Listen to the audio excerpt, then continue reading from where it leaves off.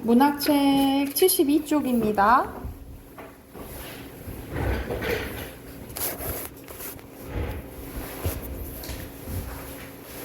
자, 72쪽 보면은 박시전이라는 작품이 나와 있거든요. 여기서 앞에서는 우리 현대소설 하다가 여기서는 이제 고전소설이 나오거든요. 그래서 선생님이 전반적인 고전소설에 대해서, 고전소설 특징에 대해서 이야기를 좀 해줄게요. 자, 현대소설과 고전소설의 특징들이 좀 달라서 이 고전소설 특징 기억을 해둬야 되는데, 첫 번째, 구성이 어떻게 이제 되냐면, 시간을 거슬러 올라가는 건 없어요. 다 시간순이라고 생각하시면 돼요. 그래서 시간의 흐름에 따라서 진행되는 순행적 구성이고요. 순행적은 같은 말로 평면적 구성 기억하시면 돼요. 그래서 순행적 기억하면 되고, 그리고 보통 영웅소설에서 어떤 게 나오냐면 태어났을 때부터 죽을 때까지 다루거든요. 그것을 일대기적 구성이라고 합니다. 그래서 당연히 이건 시간순일 수밖에 없겠지, 그치? 그리고 사건이 어떻게 일어나냐면 우리가 현대소설, 또 요즘에 막 드라마나 영화 보면은 이야기 스토리가 탄탄하잖아. 그래서 어떤 사건이 일어나서 이 사건이 일어날 수밖에 없게끔 만드는 걸 필연성이라고 하는데, 그거의 반대는 우연성이에요.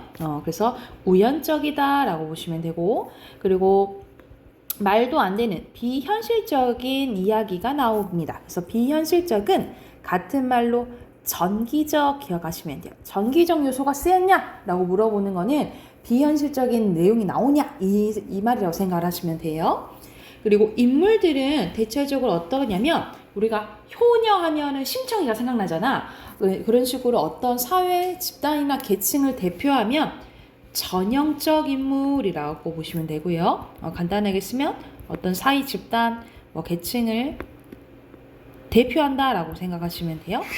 그리고 한번 성격이 정해지면 잘 안 변해요. 그런 인물들을 평면적 인물이라고 합니다. 성격 변화가 없는 거라고 생각을 하시면 돼요. 그래서 구성, 사건, 인물, 그리고 거의 주제는요, 선을 권하고 악을 징벌해요. 그래서 착한 사람은 복 받고 나쁜 사람은 벌 받는 거지. 그리고 인과응보. 그리고 거의 행복한 결말이라고 보시면 됩니다. 다 그런 건 아니지만 거의 행복한 결말이에요. 그리고 마지막으로 시점 쓸게요. 시점은 다 3인칭 전지적 작가 시점이에요. 특히 이 전지 작가 시점은 서술자가 상황에 대해서 다 아는 거거든요. 그래서 이 상황에 대해서 끼어드는 경우가 있어. 그걸 서술자가 개입한다라고 보는데, 이 서술자가 개입하는 것을 같으면 뭐라고 하냐면 편집자적 논평이라고 해요. 편집자적 논평. 그래서 이제 나중에 우리 고등학교 가면 이제 모의고사를 보는데, 이 모의고사 문제에 이 편집자적 논평이 이 일부분에 본문에 쓰였냐 안 쓰였냐라는 묻는 문제가 나온다라고 생각을 하시면 돼요. 자, 그래서 이게 전반적인 고전소설 특징이어서 이게 머릿속에 있어야 되고요. 박시전은 배경이 우리 조선시대 병자호란이 일어났을 때거든요. 우리가 병자호란은 조선시대 인조 때거든요. 인조 때인데 청나라가 쳐들어옵니다. 그래서 청나라한테 완전히 진 전쟁이라고 보시면 돼요. 그래서 이 이후에 세자랑 대군이랑만 이제 볼모로 잡혀가고 막 이러거든요. 근데 이 박시전은 어떤 이제 문제가 많이 나오냐면 창작 의도를 물어요. 그래서 왜 이 박시전을 짓게 되냐? 말 그대로 우리가 전쟁에서 졌잖아. 그 상처받은 이 민족 자긍심을 조금 올려주고, 말 그대로 우리 다친 민족을 조금 더 다듬으려는, 지키려는 약간 의도에서 만들어졌다라고 생각하시면 돼요. 그러면 전체적인 스토리 보고 본문 봐볼게. 자, 이상공의 아들 이시백은 실존 인물이거든요. 실존 인물을 등장시키면 좀 사실성을 높여준다라고 생각하면 돼. 어려서부터 총명하여 보는 사람마다 칭찬을 아끼지 않았다. 어느 날 박처사가 이상공을 찾아와 이시백과 자신의 딸을 정혼시키자고 정하는데 박처사의 뛰어난 재주를 흠모하던 이상공은 결혼시킵시다 라고 한 거야. 혼례를 치른 뒤 이시백은 박씨의 추한 용모 때문에 실망해서 대면하조차 하지 않아요. 그래서 박씨는 후원에 피화당을 지어 화를 피한다 라는 뜻이야. 그곳에서 지내며 하룻밤 만에 옷을 지어내고 비로 먹은 망아지를 사서 100배의 이윤을 남기는 등 비범한 능력을 보입니다. 이후 이시백은 박씨가 건네준 연정을 사용해서 과거 시험을 치러 장원급제 1등을 하게 되고 박씨는 허물을 벗어 절세 가인이 돼요. 말도 안 되지, 그치? 이시백은 그간의 박씨를 박대했던 것을 뉘우치며 용서하고, 그러니까 말 그대로 이뻐지니까 좋아하는 거야 다시. 이를 계기로 부부간의 정이 나날로 깊어갑니다. 점점 세력이 커진 청나라는 임경업이 있는 의주를 피해 동쪽으로 돌아 조선을 침략하려고 합니다. 박씨가 이를 미리 알고 조정에 임경업을 부를 것을 조언하나 간신 김자점의 반대로 무산이 되고 마는데 결국 조선은 청나라 장수 용골대와 용울대 형제에게 크게 패하고, 용골대도 실존 인물이거든요. 실존 인물인데 용울대는 실존 인물이 아니에요. 임금마저 남한산성에 피신하게 됩니다.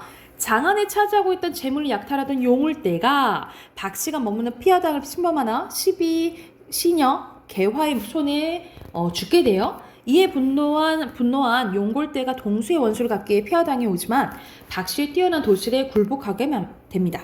조정으로 돌아온 임금이 박씨의 말을 듣지 않은 것을 후회하며 그 공을 칭찬하면서 정열부인칭을 내리고요. 이후 박씨의 덕행이 온 나라에 퍼지고 박씨는 행복한 여생을 보내게 된다라는 이야기입니다. 그러면은 본문 내용 한번 봐보고 문제 풀어볼게요.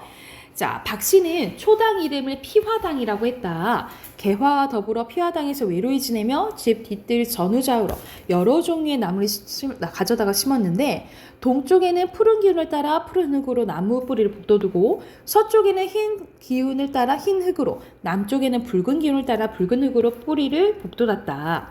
북쪽에는 검은 기운을 따라 검은 흙으로 그 뿌리를 북돋우고 중앙에는 누런 기운을 따라 누런 흙으로 뿌리를 북돋아 오색이 영롱하게 심어놓고 때에 맞춰 정성스럽게 물을 주었대. 박씨의 그날 궁금했던 상공, 이 상공은 시아버지 얘기하는 거야. 개화를 불러서 물어봅니다. 요즘 부인은 어떤 일로 소일을 하더냐? 뒤뜰에 온갖 나무를 심으시고 선으로 하려금 기르고 하고 있습니다.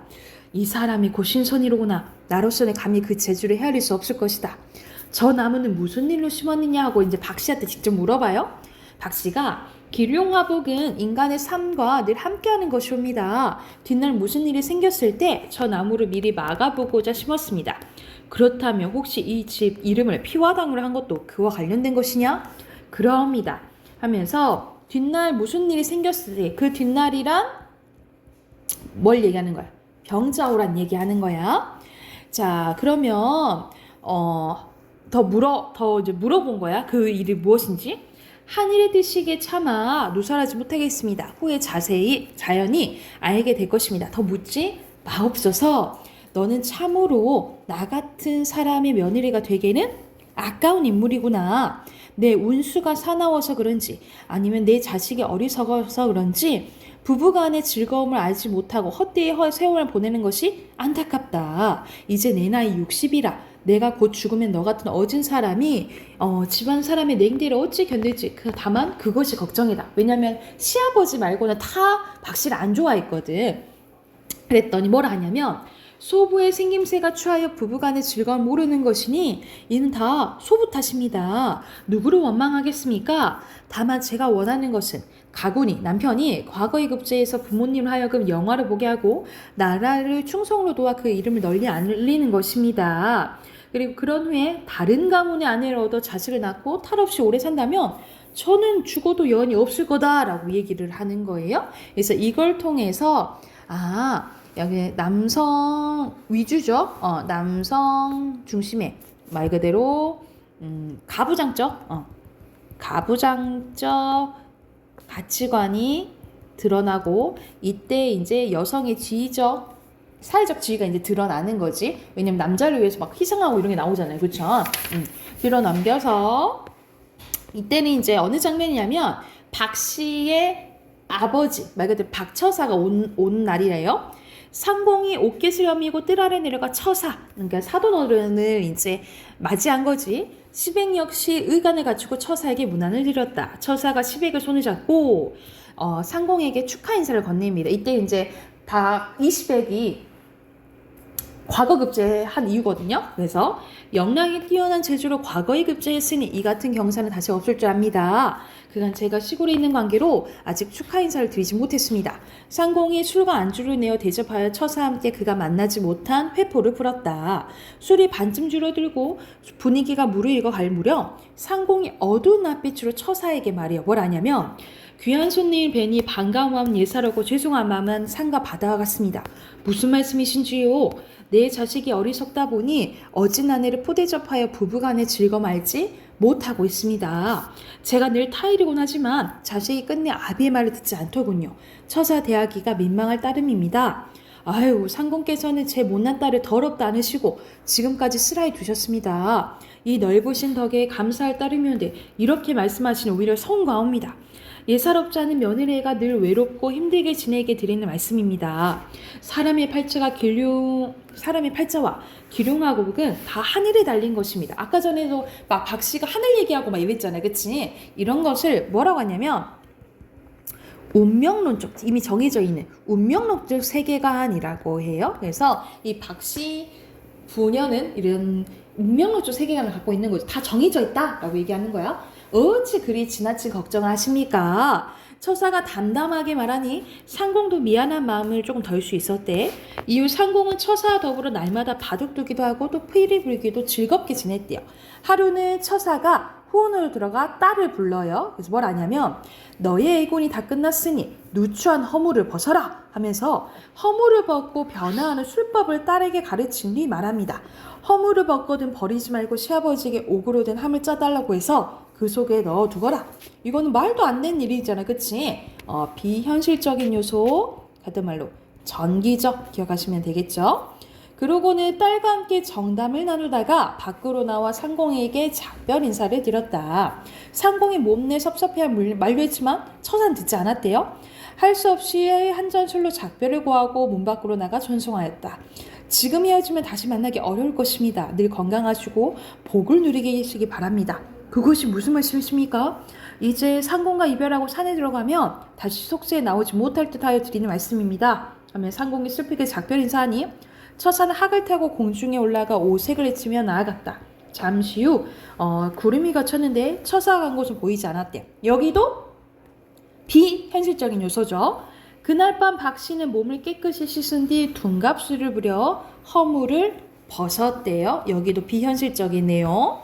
날이 밝은 후 박씨는 개화를 불렀는데 개화가 들어가 보니 전혀 없던 절세가 완전 이쁜 미인이 된 거야.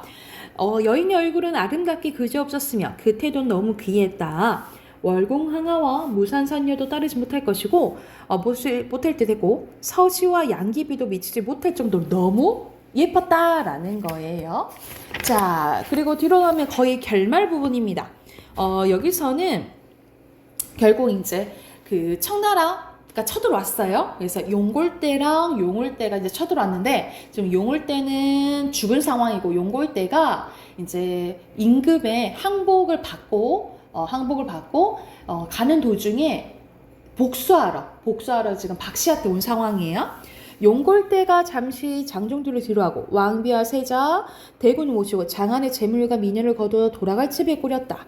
오랑캐에게 잡혀가는 사람들의 슬픈 울음소리가 장안에 진동했다. 박씨가 개화를 시켜서 용골대에게 얘기했대요. 무지한 오랑캐 놈들아, 내 말 들어라. 조선의 운수가 사나워. 이걸 전쟁에서 진 이유라고 본 거야. 우리가 진 이유는 조선의 운이 나빴던 거야. 이렇게 얘기를 한 거예요. 은혜도 모르는 너에게 패배를 당했지만 왕비는 데려가지 못할 것이다. 만일 그런 뜻이 된다면 내 너희를 몰살할 것이니 당장 왕비를 모셔오너라. 참으로 가소롭구나. 우리는 이미 조선 왕의 항서를 받았다 라고 이야기하는 거예요. 사실 소설이면 이거 결말을 바꿀 수도 있잖아. 그치? 그런데 역사적 사실을 바꾸지는 못한 거죠. 바꾸지는 않았다 라고 보시면 돼요. 데려가고 안 데려가고는 우리 뜻이 달린 뜻이니 일이니 그런 말을 입 밖에 내지도 마라 라고 한 거예요. 너희 뜻을 진실로 그러하다면 이제 내 재주를 한 번 더 보여주겠다 하면서 개화가 주문을 해자 문득 공중에서 두 줄기의 무지개가 일어나며 모진 비가 천지를 뒤덮을 듯 쏟아졌다. 뒤에 얼음이 열고 그 뒤로 흰눈 날리니 오랑캐 군사들의 말발굽이 땅에 붙어 한 걸음도 옮기지 못하게 되었고, 그러니까 여기도 비현실적인 내용이 나오는 거죠. 그쵸? 그제야 용골대는 사태가 예사롭지 않음을 깨달았대. 당초 우리 왕비께서, 그러니까 청나라 왕비 얘기하는 거예요. 분부하시기에 장안에 신인이 있을 것이래. 그 신인이 박씨를 얘기하는 거지. 20에게 후원을 범치 말라 하셨는데 과연 그것이 틀린 말이 아니었구나. 지금이라도 부인에게 빌어 무사히 돌아가는 편이 낫겠다 하면서 무릎을 꿇고 빌어요. 소장이 천하를 두루 다니다 조선까지 나왔지만 지금까지 무릎을 꿇은 적은 한 번도 없었습니다. 이제 부인 앞에 무릎을 꿇어 비나이다.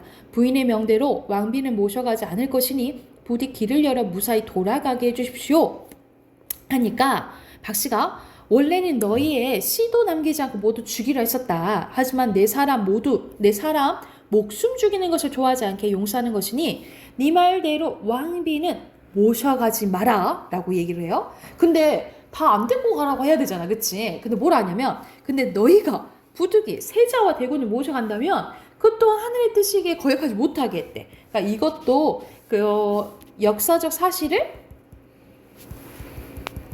바꾸지 못한 거라 생각하시면 돼요.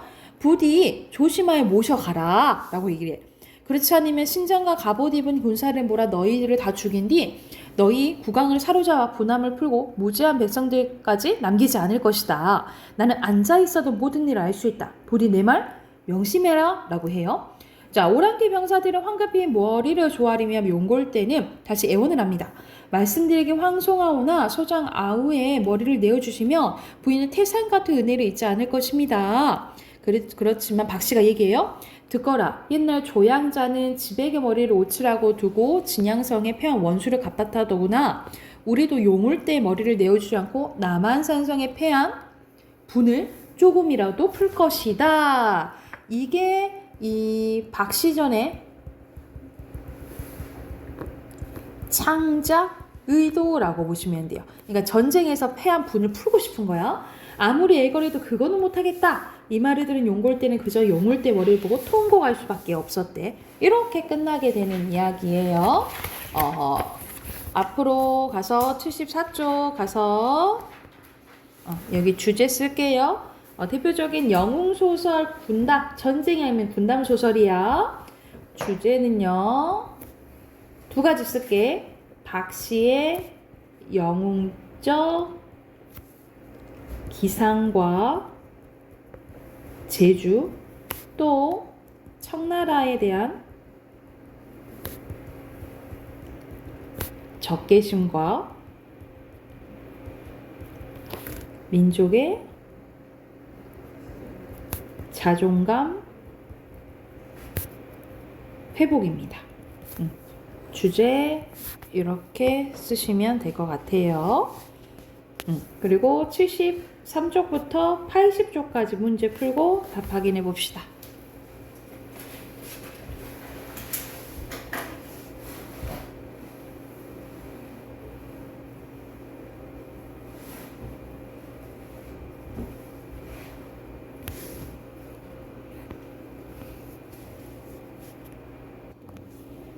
어, 1번에 잠깐만. 1번에 여기서는 4번이고요. 2번에 1번, 3번에 2번. 다 티가 난다 하는 거지, 그치? 넘겨서 4번에 1번, 오케이. 5번에 5번. 네, 맞아요. 6번에 5번. 5번입니다. 잘했네. 7번에 4번. 맞아요. 4번. 직접적으로 얘기했죠? 8번에 2번이고요. 9번에 5번입니다. 자, 빈칸 넘어보면 박씨는 비범한 능력을 지녔고요. 그 다음에 20에게 아버지고 박씨의 10입니다. 10이 신여라고 보시면 되고요. 그리고 외모, 허물, 병자, 호란, 영웅, 그다음에 청나라예요. 네, 됐어요? 네. 자, 그러면 비문학 해볼까요? 비문학 오늘 56쪽 할 차례예요. 그래서 4회 5랑 6 한 번에 풀고 답 확인해볼게. 63쪽까지 푸시면 됩니다. 63쪽까지.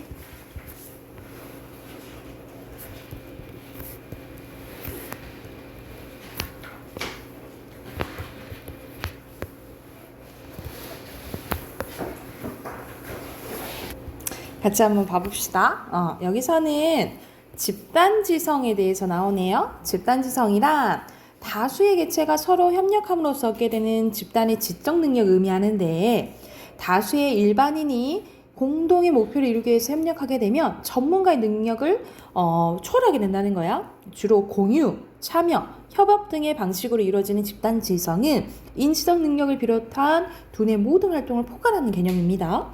21세기 전후의 집단지성은 사회의 다양한 분야에서 주목받고 있는데, 이는 인터넷의 비약적인 발전과 관련이 있대. 인터넷의 지구촌이 하나의 거대한 네트워크를 이루게 되면서 무수히 많은 사람들이 시공간의 자유를 뱉지 않고 공동 목표를 위해 집단적으로 참여하고 협력하는 것이 가능해졌기 때문이라는 거예요. 우리는 공유한다, 고로 창조한다 라는 명제로 대변되는 집단지성의 대표적인 성공 사례로는 오픈소스 소프트웨어의 커뮤니티인 리눅스를 들 수 있는데요. 1991년 리누스 토발즈는 자신이 개발한 리눅스 초판 프로그램과 함께 소스코드와 함께 인터넷에 공개한 거야. 소프트웨어 마니아들이 무료로 다운받아 마음껏 수정하고 개선할 수 있도록 허용한 것이다. 이를 바탕으로 거대한 리눅스 커뮤니티가 자발적으로 꾸려졌는데, 리눅스 커뮤니티는 헌신적으로 프로그램의 중액을 관리하는 수백 명의 핵심 그룹과 이들에게 개선 아이디어를 제공하는 수십만 명의 기여자들로 구성되어 있대요. 이들은 네트워크를 통해 지속적으로 지식과 아이디어를 주고받은 매우 정교하고도 믿을 수 있는 프로그램을 생산해냈고, 2006년에는 전 세계 컴퓨터 서버의 80%가 리눅스를 이용하기 이르렀대. 2005년 발표된 리눅스 배포판은 소프트웨어 한 전문가가 한 사람이 개발했다면 6만 년의 시간과 80억 달러의 비용이 엄청 많이 들었다라는 거지. 이런 식으로 집단지성 프로젝트가 성공하기 위해서는 몇 가지 요건을 갖춰야 되는데요. 첫 번째, 토발즈가 제공한 리눅스 초판과 같이 기여자들을 끌어들일 수 있는 훌륭한 핵심이 있어야 되는데, 이때 핵심은 개인이 감당하기 어려울 만큼 복잡한 것이어서 기여자들의 도전은 의식을 불러일으킬 수 있어야 되고, 개선에 대해 개방적이어야 하지만 완벽하지 않아야 된대요. 둘째, 핵심 주변에 모여든 자발적 기여자의 규모가 되도록 크게 성장해야 하고, 기여자들은 다양한 기술과 관점을 지닌 사람들로 구성될 때 효율적이고, 셋째, 조각조각 분열된 공동체에서는 창의성이 발휘될 수 없기 때문에 구성원 모두가 그물만 같은 네트워크를 형성해 서로 관계를 맺고 교류할 수 있는 통로가 있어야 된대요. 넷째, 집단지성 공동체는 위계적 통제력을 갖춘 세력이 없이 자율적, 수평적, 개방적으로 운영되기 때문에 확고한 자율 규제가 이루어져야만 작동할 수 있다. 이런 식으로 조건들이 나와 있는 거지. 이런 식으로 아이디어는 다른 사람들과 나눌 때 비로소 혁신과 창조가 이루어지게 된다. 20세기에는 무엇을 소유하냐가 중요했다면 아이디어 위주의 21세기에는 무엇을 공유하냐가 중요한 화두가 될 전망이래. 그러면 자, 1번에 여기서 확인할 수 없는 거는 몇 번이에요? 여기서는 부정적인 건 안 나왔지, 그치? 네. 그럼 몇 번일까요? 5번. 5번이고요. 자, 2번은 기억은 공유해야 되거든요. 공유하는 거 고르면 되는 거야. 여기서는 공개했다 그랬지, 그치?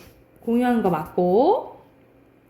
그리고 여기도 공유했죠. 그래서 답은 2번이고요. 그리고 3번에 바꿀 수 있는 것은 꾸려졌다라는 것이 만들어졌다 이 말이잖아. 형성하다 1번이에요. 자, 뒤로 넘겨서 빈칸 넣을게. 자, 1문단에 집단지성, 그리고 인터넷, 그리고 리눅스고요.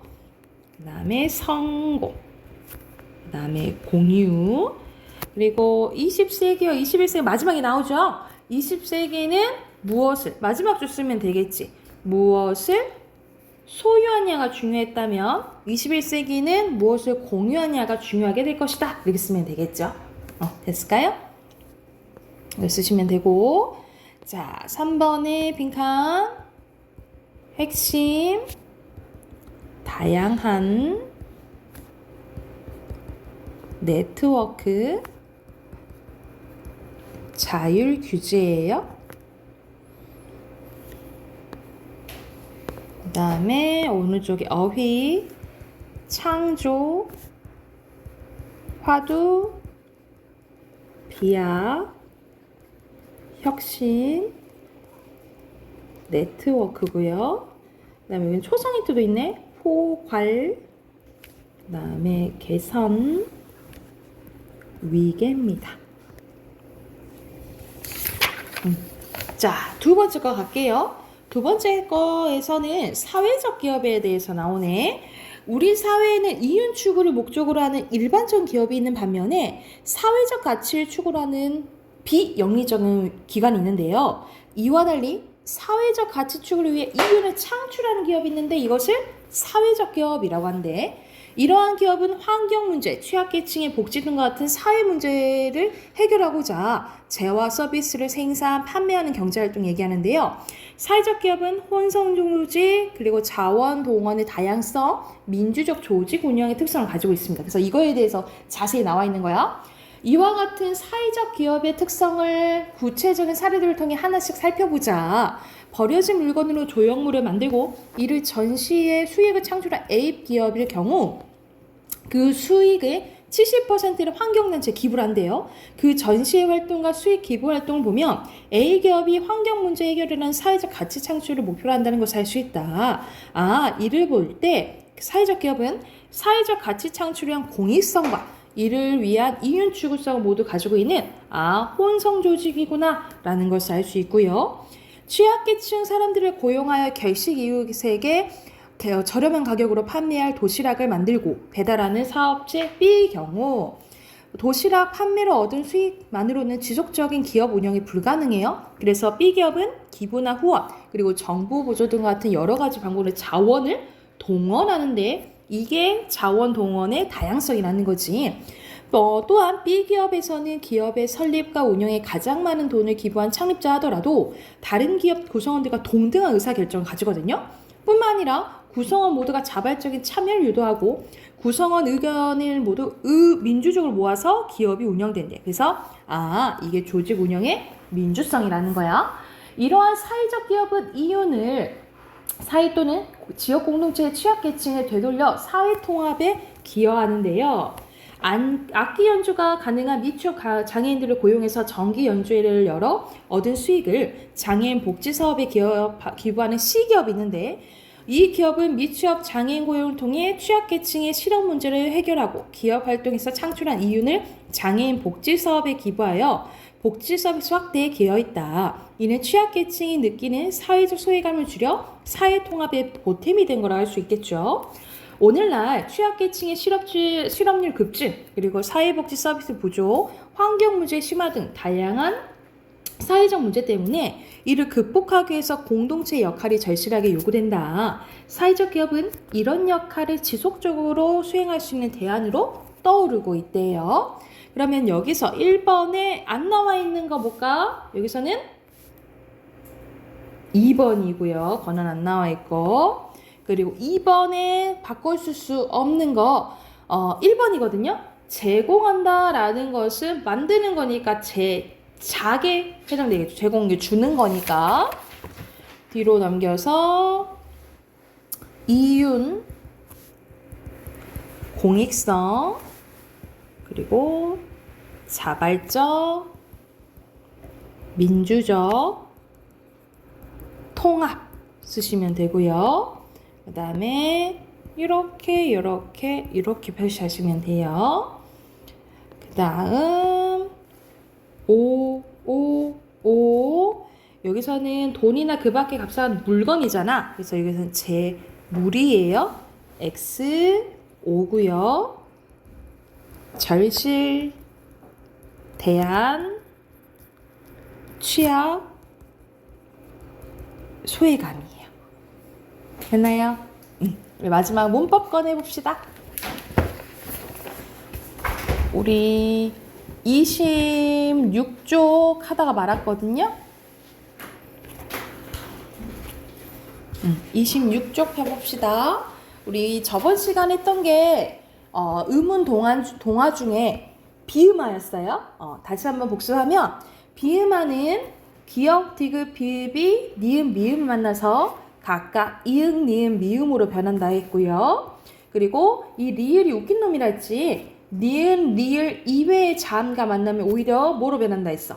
니은으로 변한다 했어요. 그래서 자, 그냥 비음화 있고 리을에 비음화 있다라고 했어. 그래서 이렇게 두 가지 알아두시면 되고, 자, 밑에는 유음합니다. 유음은 우리가 리을을 유음이라고 하거든요. 리을 유음이라고 하는데 이거는 순서 상관없어. 니은과 리을이 만나면요. 니은과 리을 만나면 이 니은이 리을로 발음되는 현상이에요. 그래서 다 그런 건 아닌데 대체적으로 거의 다 일어난다라고 생각하면 돼. 그래서 어떻게 발음해? 칼날, 신라 이런 식으로 니은과 리을이 만나면 니은이 어떻게 발음된다고? 리을로 발음된다고. 이게 유음합니다. 그래서 요렇게 두 개는 묶어볼래? 비음화와 유음화는 자음과 자음이 만나서 변한 현상이거든요. 그래서 얘네들을 묶어서 자음동화라고 해요. 자음동화라고 하고, 자, 여기서는 또 동화에 대해서 국외음악이 전에 동화의 종류에 대해서 얘기를 해주면, 동화는 또 어떻게 이렇게 나뉘어지냐면 이렇게 추가 써볼게. 순행동화, 역행동화, 상호동화로 나뉘어져요. 순행동화, 역행동화, 상호동화 나뉘어지고, 또 어떻게 나뉘어질 수 있냐면 완전동화,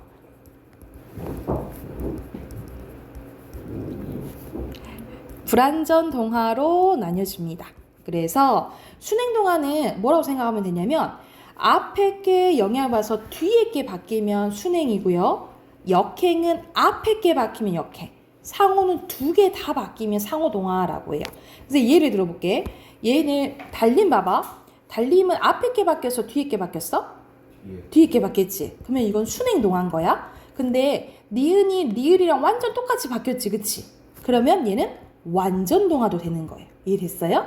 근데 여기 국리 아니다. 반물 봐볼까? 이 반물은 앞에 게 바뀌었지, 그치? 앞에 게 바뀌면 역행동화고요. 이것도 미음이랑 똑같이 변했지? 그러면 완전동화인 거예요. 이해됐나요?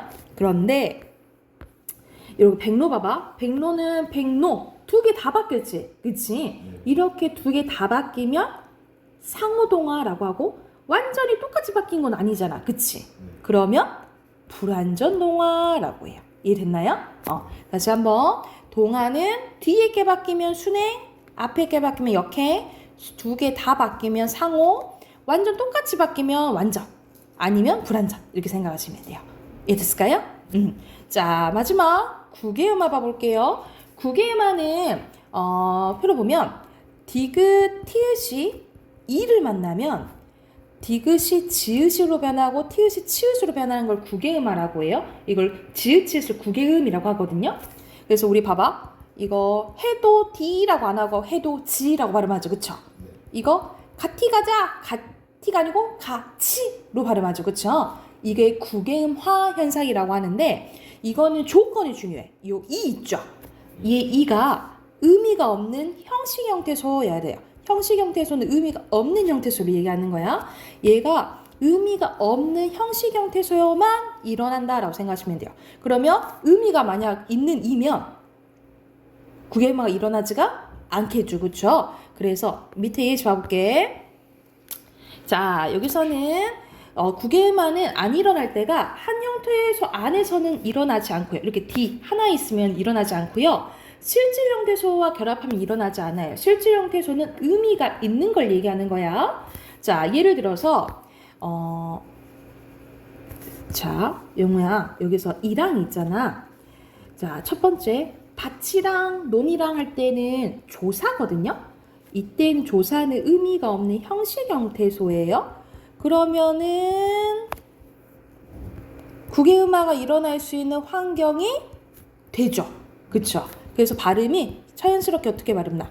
파치랑 이렇게 되는 거야. 그런데 우리가 씨 뿌리려고 이렇게 땅을 판 걸 이랑이라 하거든? 그때는 의미가 있겠죠. 네. 이때는 명사니까 실질 형태소거든요. 의미가 있는. 그러면은 국외음화가 일어날 수 있는 환경이 안 되지. 그래서 어떻게 일어나냐면, 자, 처음에 음절 끝소리 규칙이 적용이 돼요. 밭 이게 이렇게 돼. 그런데 이제 나중에 배울 건데 앞에 받침이 있고 뒤에 이가 오면 어떤 현상이 일어나냐면 니은이 첨가가 돼요. 그래서 니랑이가 돼.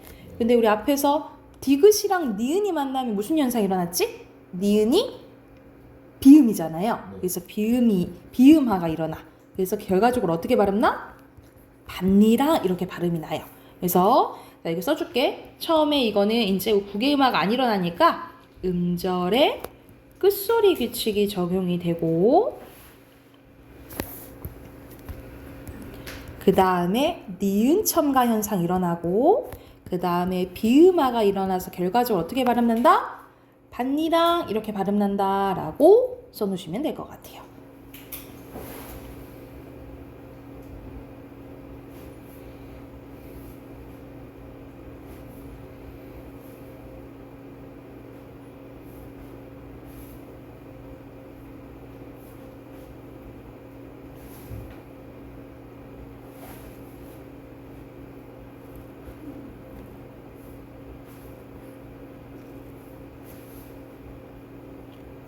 그래서 여기서는 여기 의미가 이가 의미가 있는지 없는지가 중요하다라고 생각하면 돼.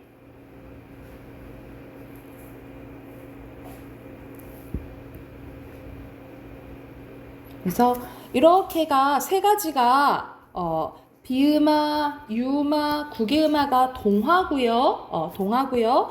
이런 것들이 다 일어난 이유는 한 가지야. 발음을 쉽게 하기 위해서 일어난다라고 생각하시면 돼요. 이해됐을까요?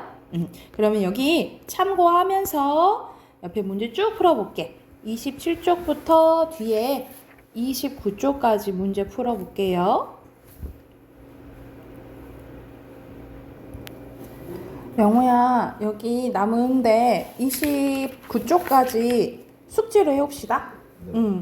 숙제로 문법 여기까지 숙제로 해오시고 네. 단어 내일 10강 네. 외우시고 여기까지 합시다 오늘.